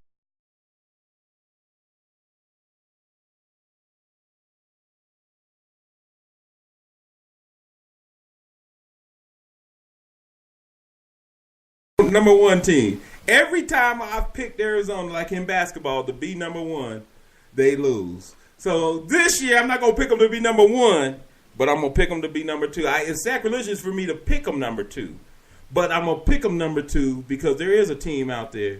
Okay, well, let me stop. Let me freeze. Since you said the SEC is as strong as anything. Arizona State, USC, UCLA, Stanford, and Cal. And even Utah are all ranked. That's just the SEC. That's just the Pac-12 South. That's the Pac-12 South. That's the Pac-12. Every one of those teams are ranked. Oregon's in the Pac-12 North. I didn't even bring Oregon up in that conversation. And so we're talking. They got beat by a Michigan State team. Right. So we're talking 8 teams in the Pac-12 that are formidable. I cannot say the same thing about the SEC. I can't pick 8 strong teams in the SEC. See, they need to do this like they do basketball, where they have the Big 12 playing ACC. Oh yeah, the challenges. Those challenges. They should do this in football. Wow. Okay. Good. Now we're back to that conversation you had. Great idea. Now we're back to that conversation you had earlier when we were talking riding in the car about these teams playing the cupcakes. I almost brought some cupcakes today. But you brought up a great point, though. Yeah. I mean, they make a lot of money by playing these bigger schools, and that's why the smaller schools, right? The smaller schools make a lot. So I can see why that probably won't end anytime soon, but I think it should. I think they need to do away with that. Yeah. All right, so you've got your number 2 team, your biased team. Who's your number 1 team? Who's your number 1 team? Ohio State, defending champions. You got to be the champ. You got to beat the champ. Ohio State, I agree with they're that. defending national champions. They have 3 quarterbacks that could go in. They don't have to worry about a quarterback getting a hand injury. They got 3 of them. They got 3 quarterbacks to come in and make sure it happens. Well, that's what I'm talking. If one of they got a Heisman Trophy quarterback candidate that's playing wide receiver. That's what. So when I say, can you count to 10? I don't care about the excuses. Can you count to 10? Can you get? I'm gonna knock you out no matter who I bring in. Yes, I do have somebody else that's gonna come in and do just as well as a guy who just went out. So Ohio State's my number 1 team. And so there's my top 5. And if anybody wants to talk to me about that out there that's listening, Chris M. Brewer, 13. Catch me on Twitter. Catch me on Facebook. Just pull up Chris Brewer. You'll find me. I'm Google Plus. If you pull up Chris Brewer, you'll find me. You'll find me. So I'll be more than happy to talk to you about it. Well, we'll talk about it. I don't have to get you on Facebook. You're right here. Ain't nothing between us but air and opportunity. Tell me what you think. Tell me who you want. You want JJ to go first, or you want to go on your top 5? No, go ahead and let JJ go first. Okay. I'll just go through mine really quickly. Number 1, obviously Ohio State. Okay, we're in agreement. Yeah, I think they definitely have the best chance to repeat. Like you said, they have 3 quarterbacks. it's insane what they're doing over there. Right. You know what I'm saying? Their 3rd-string quarterback is probably their best wide receiver. The number 1 quarterback could easily just slide over the tight end real quick if he really wanted to, or D-tackle. It's up to him. Yeah. Alabama would be my number 2. I definitely think that they got it going on over there. I think they actually, I don't know if they're better, but I still think that they're on the same level. I don't really think they've dropped much. Maybe they're just not as naturally recognized because they don't have a lot of the top key players that you hear about all the time. And obviously the quarterback play. Right. My 3rd is Michigan State. I agree with that. And then after that, it's kind of a toss-up for me. I don't really even know, to be honest with you. My top 3 I'm for sure about, but like my 4 and 5, I could put like USC, UCLA. Okay. All right, thank you. I would have had Notre Dame if their quarterback didn't go down. I appreciate that. Okay, so you got 3 teams that could kind of jumble in there. Yeah. Guess what? You got 2 Big 12 teams in there. No. You got 2 Big 12 teams in there. Mm-hmm. So how's the SEC still where they supposed to be if you got 2 Big 12 teams in your top 5? Because at the end of the day, now they have a playoff system, Right. So like, there's no way that the whole playoff system is going to be all SEC anymore, But so you got 2 Big 12 teams in right there, now. We're talking 3. about right now. This is week 2 right that's now. That's what we're talking. So it's like, right now, that's where I'm at. And what I'm saying is, there's going to come a time where I'm trying to project my top 5 and being in the hunt at the end of the season. And if the SEC is still as strong as they are, you would have picked 2 SEC teams easily. But then your other teams are Notre Dame, USC, UCLA, some of these other teams. You can throw up in there. You can throw Georgia in there, so there's your other SEC teams. But you can't just automatically say right. Auburn. You can't automatically say Ole Miss. You can't automatically say Mississippi State. Right. You can't automatically say it this year. Okay, I get what you're saying, because in the past you definitely would have just been like, you just automatically said it. SEC. You could have picked 5 SEC teams and they would have been in your top 10. Now, if we would have done this week 1, I would have picked 5 SEC teams. Of course, because it's the hype. So ask Takari. It's the hype. Everyone's struggling. It's the hype. The hype of the SEC. One thing about the college top too is that they got TCU ranked so high, and I'm just not a big believer in that. Like I know that they're number 3 or number 4 or whatever, something like that. Yeah. But they don't have to play anybody. They don't have to play, and that's a good point what you just brought up as far as my top 5 may be the real, or your top 5 may be the top 5, but that doesn't mean the ranking's going to come out that way because you didn't get beat up all year. Same with Baylor. Baylor. They play each other. That's it, and then everybody else they just kind of walk through. They kind of remind me of the Utah teams back in the day. And when Urban Meyer was there, and some of these teams, and Boise State's, the Mountain West teams. Okay. I didn't want to call them out like that, but some of the Mountain West teams, because Colorado State's in the Mountain West. But when they can run through everybody else, and then they're ranked number 3 in the nation because they haven't played everybody else yet. But then there have been times where the Mountain West, especially like somebody like a Boise State's come out and played Oklahoma and said, we can play with you guys. But they don't have to play each other all year, so they don't get the thumb injuries. Right. Because they're not playing against top talent. They don't get those nicks and bruises because they're playing tough talent every week. And that's also why these teams are getting snubbed at the end. Like Baylor and TCU didn't make it into the Final Four last year, right? Right. I know they didn't. Everyone thought they did. Their schools obviously thought they did, but I mean, I don't know. I'm a real football fan. I didn't think they deserved it at all. In my opinion, no. I think they got it right. Yeah. I think they got it right. Right. So. That's not a bad list. All right, I'll give you my top 5. Start with 5. Number 5, TCU. Okay. I like TCU. That's a possibility. They play a dynamic football. They have a great quarterback, Heisman Trophy candidate quarterback. I mean, they got quarterback play. They got speed at every position.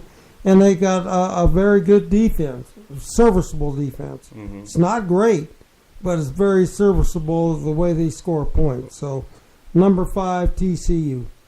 Number 4 would be the Georgia Bulldogs. Oh, we're right there with each other. Right. And we're right there with each other. So I'm going to take Georgia as number 4. Number 3, I'm going to take the Clemson Tigers. Get out of here. Clemson is loaded at every position. They got quarterback play. They got receivers that are outstanding.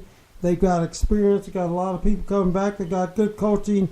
It's really tough for me to find a weakness with this team. And they're playing in ACC, so they have a chance, right, to get their records up. And then, okay. And just in case anybody out there doesn't know, Fred's being objective. I'm being biased because my son went to Clemson. So that's So I like that. I got no dog in the fight. I'm just from what I've observed so far. Good pick, I Fred. Really good like pick. Clemson. Good pick. Number 2. Mm-hmm. Crimson Tide, Roll Tide. Not so fast, my friend. I don't want to steal that from my boy. No, go ahead, Fred. No, Clemson. Okay, so you still have Alabama up there. I still have Alabama number 2 until somebody can knock them off. Okay. And then number 1, obviously, you're the champ till somebody beats you, so it's got to be Ohio State. Yeah, well, Alabama's not a bad pick, but guess what? They play tonight. This is Saturday. What's today? September 16th, 15th, 17th, Mm-hmm. 2000-something. September 19th, I'm just guessing. September 19th, Alabama and Ole Miss play tonight. All right. And so what are you guessing on that? I'm just saying we won't have to wait long to find out if Alabama is still Alabama. That's my point. I don't have to wait at all. Alabama is going to be Alabama no matter what happens tonight. They are still Alabama. Really? They still are putting more people Really? in the NFL. Really? These people at the NFL, they evaluate talent. For the most part, they're not crazy. Right now, I like Ole Miss. A lot of great storylines, a lot of great history. They will not beat Alabama. Really? No way, no how. I think the ACC actually puts more players in the NFL than any other Well, conference. they've done very well as far as defensive players. Mm-hmm. They do a great job of putting defensive players. A lot of good defensive athletes end up in the NFL coming from the SEC, and because a lot of Southern talent stays in the South, so they're like a close-knit community that stay right there, concentrated. And I'm gonna tell you another thing they do. Let me tell you, and when we talk on this show, Prep the Pros, this is something that they do that I want Colorado to emulate. All right, we need to have our little league teams playing in a system that the Colorado and the Colorado State teams play in. We need to have our high school teams play in the system that Colorado State Air Force, Wyoming, some of those. And then so what happens is that I use the quarterback spot. If a quarterback plays the same system in Little League, it plays the same system in high school, and then goes on to college, he's been playing that same system for a decade. Right. And then it makes him a better football player once they get to that college level. Teams in the South, they do that. They look at they look at Florida and say, that's what we're going to do. We're going to run Florida, so we're going to prepare you for Florida. They're not necessarily preparing them for the NFL, but if you're a good athlete, you're going anyway. But they're preparing them for they're preparing the little league kids to match the high school, to match the college. So so that's I like that about what they're doing in the South. Now, Jakari, you didn't give us your top 5 in college football. Are you trying to avoid that? No, I'll jump in. I'll stick. Number 1 is Ohio State. I truly believe until you're knocked off, you're number 1. Next in line, I'm gonna go with Alabama. I think Alabama's still pretty tough. I think they learned a lot from that butt kicking, but they're just a physical, year-round tough team. I truly believe if they didn't have to see Ohio State in that first round of the playoffs, they would have seen them in the the championship like Oregon had the opportunity to do. From there, I'm going Michigan State. I love the way they came out. Hopefully they can stay that strong. Third, I'm going with TCU. I like TCU's flow. I do believe they could have. That would be 4 for you. That'll be 4, yeah. So that'll be 4. And I do believe TCU would have been a great team to see in last year's playoffs, and I think they kind of rebooted with the memory that they were snubbed a little last year. Yeah. And so, thinking like that makes kids more competitive. And so that's Ohio State, Alabama, Michigan State, TCU number 4. And my number 5 team, I'm going to go with It's tough when you get right around that area. You get there. Well, I just haven't really looked in depth on them, but I'm going to go at USC. Okay. I would like to see them back up in it. It's been a while. I think they just running back U is for a reason. I think they're truly the toughest team that can come out of the Pac-12? Pac-12 now. Sorry, I was about to call it Pac-10. I like Oregon, but I don't think Oregon ever possessed that physical umph. They bring that nice fancy game, but I think when it comes down to football, they're always going to lose it. They're too pretty. I love how pretty they are. I truly do.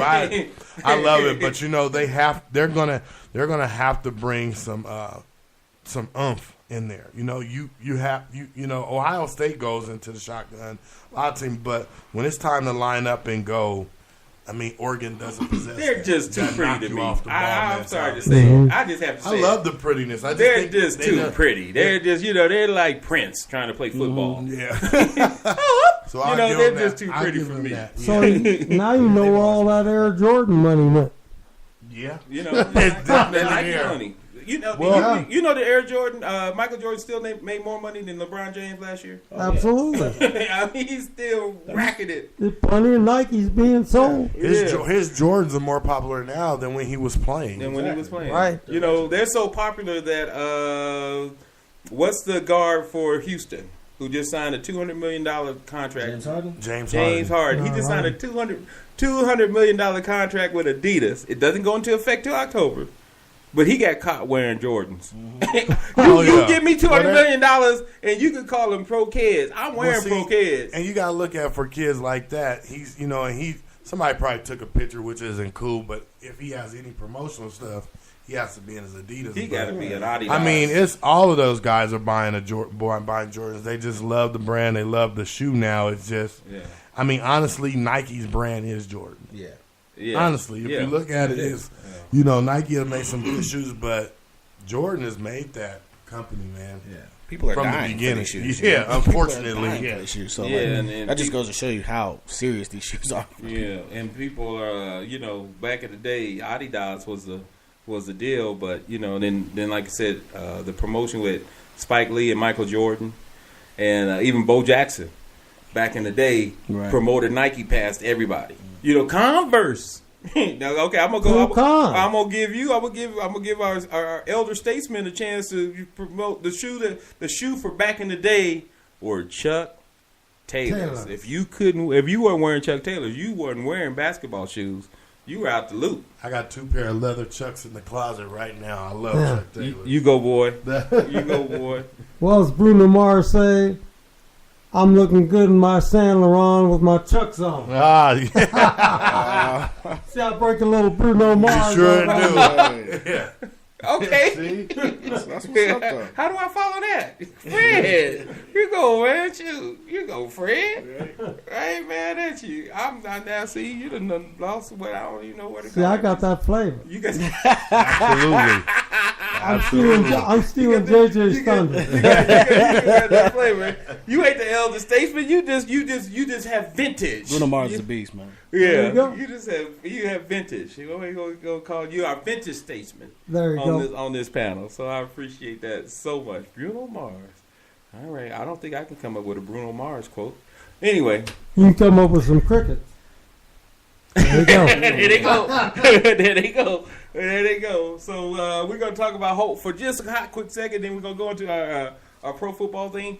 as far as talking about the NFL in this last segment. Helping our people excel is Hope right there on Broadway and Mansfield. They do have space. They have rental office space available. They have 3940 South Broadway right there in Inglewood, right there almost in the heart of Inglewood. Plenty of parking if you have those issues or whatever, and you got a business that you want to run, you got a nonprofit that you want to run. Call Chad Knopf at 303-729-4005. We're going to be out there. Let me say that again. 303-729-4005. I hate it when you're on the radio and somebody gives out the phone number and then you're driving or something and they said it so fast you can't even pick it up. 303. I'm not killing time. 729-4005. If you are looking for rental space, we're going to be out there next week doing the Hope Bazaar. Fun, food and family for the whole family. So we're gonna food and fun for the whole family. All right. The crew, Prep the Pros, will be out there. So now we're gonna break it into our pro football segment. We don't say the best for last because we think we're talking about the preps are fun, but we're gonna talk about what's going on here in the NFL and. There's so many different storylines I can go with that's happening in the NFL. I really want to this is kind of a little bit sacrilegious with me, but I'm going to bring it up anyway. How about them Cowboys? What about the Cowboys? What about the Cowboys? I really do think that Tony Romo turned his hat forward. Tony Romo's actually matured as a quarterback, and that pains me to say that. Tony Romo's actually really matured as a quarterback, and they have to win without some of their top dogs coming up this weekend, Well, they're going to be missing their main dog and Des Bryant, but getting back to Tony Romo, you're exactly right. Tony Romo loved to play golf. That was his first passion. He'd rather been a pro golfer than a pro football player. Yeah.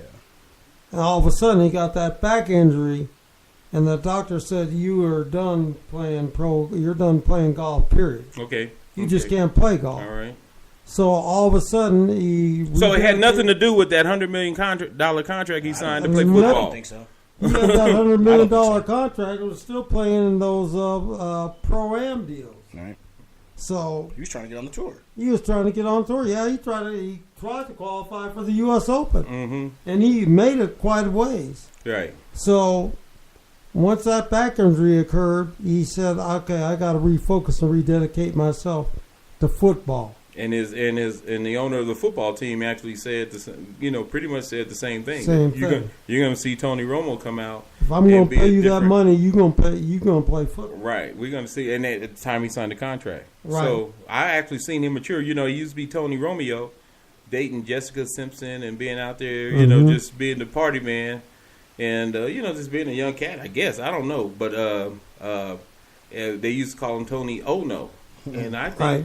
Tony Romo has actually, I'm watching, and I'm not, I'm just saying, he really has matured as a quarterback. Well, he's going to have a test against the Eagles on Monday night. That's going to be a great, great football game. Right. And we'll just see if Tony Romo is the leader of the Dallas Cowboys. Yeah, without a Des Bryant. He is going to have to be the playmaker. Without a DeMarco Murray, even though he's been gone, but I'm just saying, without a strong running game, well, they have Randall. They have competent running game. Without a strong running game, with a competent running game and no go-to wide receiver outside of Witten, Tony Romo's going to have to carry this team on his back. And actually, I'm sitting here looking at it. I think he can do it. All the rest of the team is going to have to step up as well. But what I'm saying is, right now, Dallas's defense is suspect. They lost Scandrick for the season. And they have a lot of players now that are on suspension or hurt. By the time it's week 5, you watch the Dallas Cowboys. They're going to take off because all those guys after their bye week. After their bye week, the people are going to be back healthy, except for maybe Des Bryant. Off of suspension. All the defensive players are going to be there and in line. they're going to be tough. They're going to have something to say in that East. Right. With so in contrast, I'm gonna say it like I feel it. Chip Kelly's a fraud. I was behind Chip Kelly in the type of things that he was doing, as far as biomechanics and running this fast-paced offense and everything else. And I said, and we're going to give him a chance to become a genius. I'm going to give you a chance. I'm going to give you a chance to say, okay, you got rid of all these good players, but you want to form your team in your image. You want to create a team in your own image. Okay, all right, mini God. Let's see how you do. Let's see how you do it. From what I can see right now, it's not gonna work. I don't think it's gonna work. And I got to put it out there. It's easy to say it's not gonna work after you've seen it's not gonna work. But what I can see right now, it's not gonna work. You can't change the NFL. The NFL is what it is, and it's been that way for the last 50 years. Truth be known, they should have lost the Giants. The Giants, I don't know what they're thinking, exactly. What they're doing, telling people not to score and this, that, the other. It just doesn't make any sense. All they're doing is when they don't try to score, they get in those soft defenses prevent you from winning. The Giants played the Cowboys. Oh, the Giants. Well, okay. I'm just trying to clear it up. That's right. You are correct. Right, so I don't know what's going on with the Giants because honestly, I thought the Giants had a legitimate shot at really beating like a sleeper, being the sleeper and being the top team coming out of the East. Okay, but I don't see that any longer. Yeah. But let's get back to what people really want to talk about, and that's the Denver Broncos. That's what they really want to talk about. They want to talk about the Denver Broncos. I was just trying to, just try to be coy. And to my man, Tyrone, don't ever question me again. Well, say that again. To my man, Tyrone. You know Tyrone. He went to George. Okay. And he's a big Raider and San Francisco 49er fan. You're sitting next to one over here to your right. The biggest. The biggest? Nation. Nation. You don't have to go to Tyrone. Nation. Hey. You ain't got to ask Tyrone. So I got some hip hop culture too. You don't have to ask Tyrone. We should have asked that man right there. We should have had JJ with us at Apex last week. Oh yeah, it was hysterical. Yeah. I should have sat you next to Herman, and y'all could have sat there and cried and pouted together. Oh, I was pouting for sure. As you were getting worked by the Bengals. But getting back to the Broncos. Tyrone, don't ever question me again. They did exactly. Everybody's questioning Peyton Manning, and Peyton Manning just said, calm down, relax.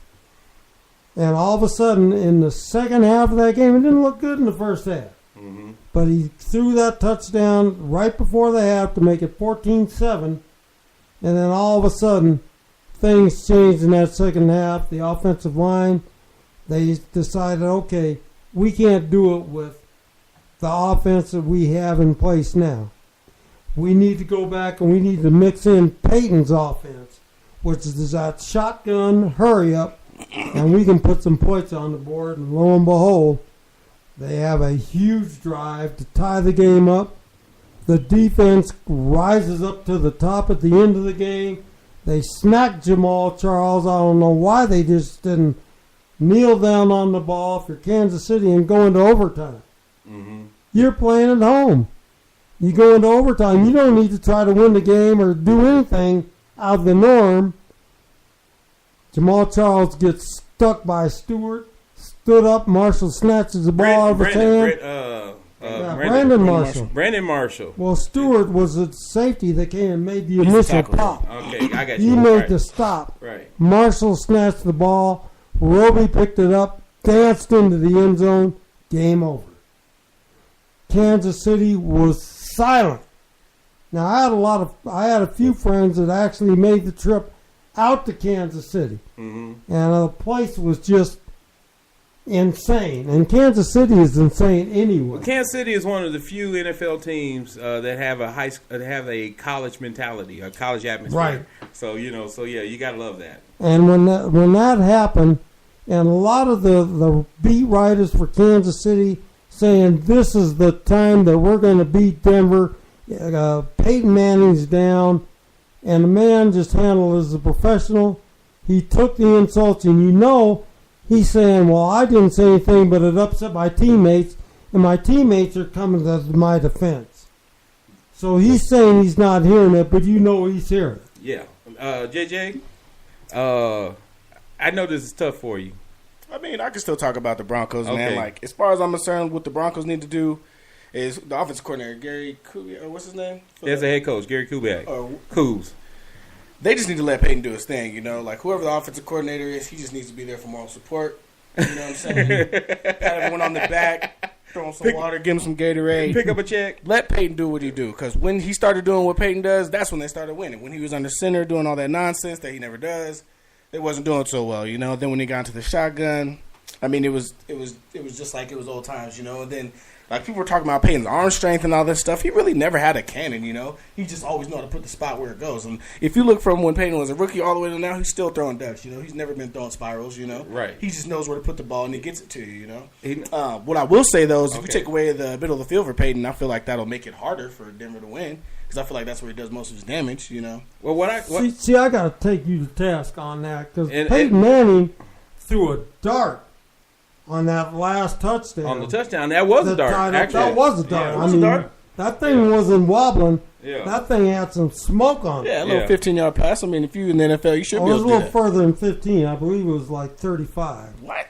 Really? 30, 35 yards. Absolutely. All right. But you know, as we it was a deep end. Okay, we're gonna have to keep talking about this as we come to a close. And then one thing, can I say one thing with you guys? Yeah. I think Peyton needs to be in a controlled setting, and I think Kubiak brings him a controlled setting. Mm-hmm. Peyton doesn't need to run it all.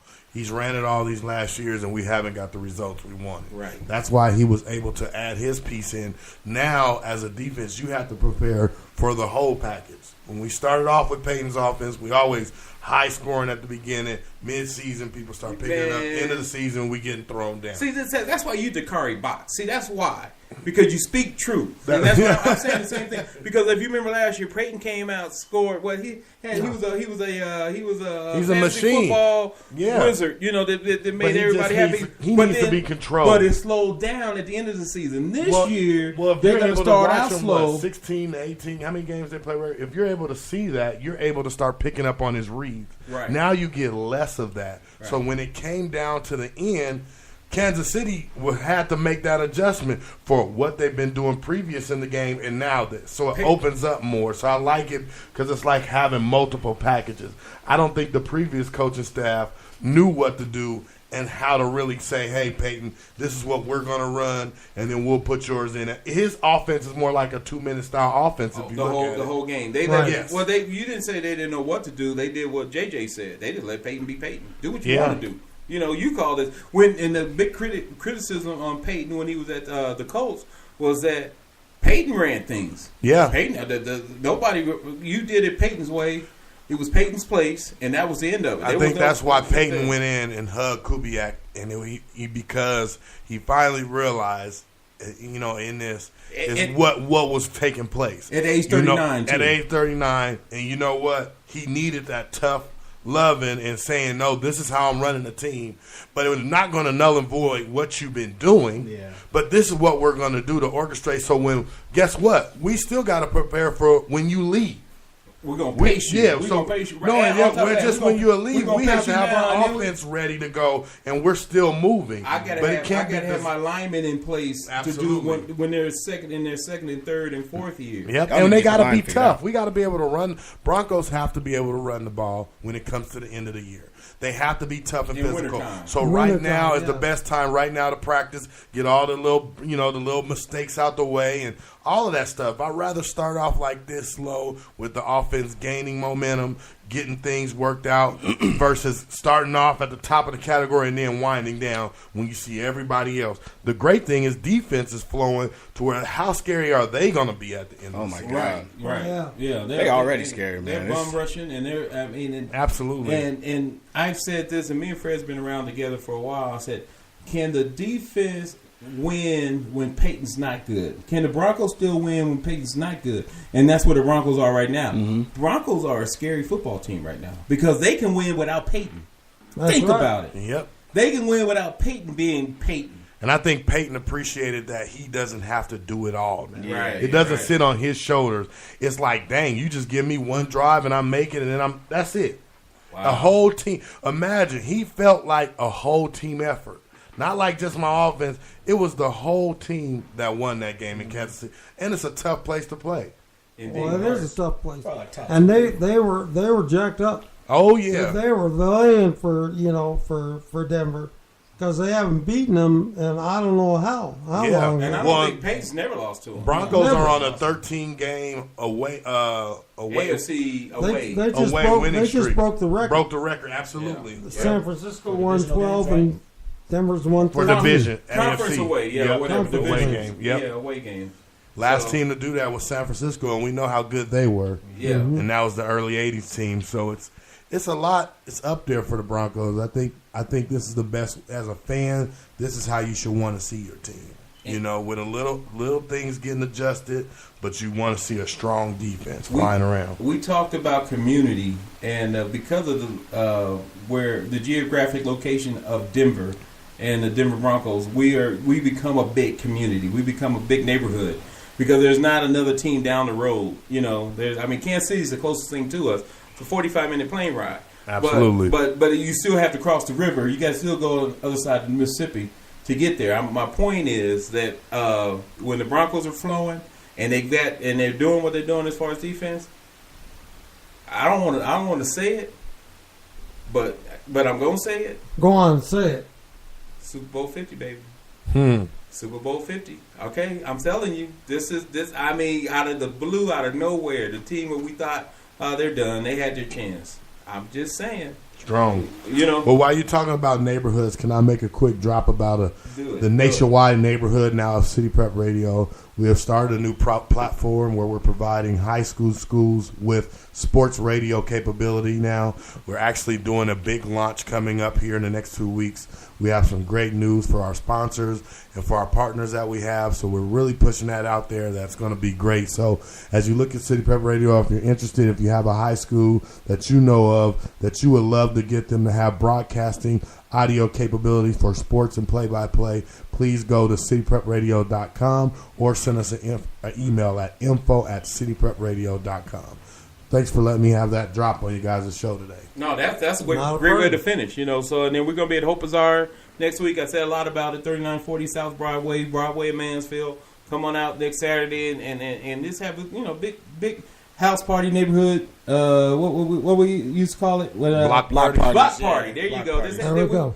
Come on out and have a little bit of block party with us. We're gonna have the DJs and everything out there. I want to thank Dakari for setting up for us and being the producer of this show. Want to thank my host JJ, Big Fred.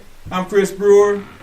From Prep to Pros. We got it. We got you covered. So just stay tuned. We got some big things coming. And stay tuned with City Prep Radio and Prep to Pros.